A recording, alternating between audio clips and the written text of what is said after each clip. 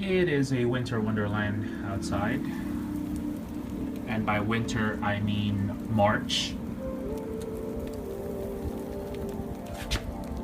It's roughly about 6 inches of snow, wind, and rain and sleet. So overall, it's a good day to stay indoors.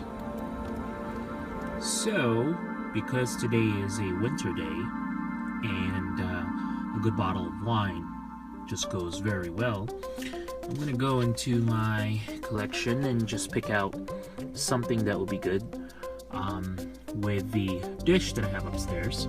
I'm thinking I'm gonna go with France. Definitely some kind of Pinot Noir. See a Beaujolais right here, but I'm gonna go with a Pinot Noir.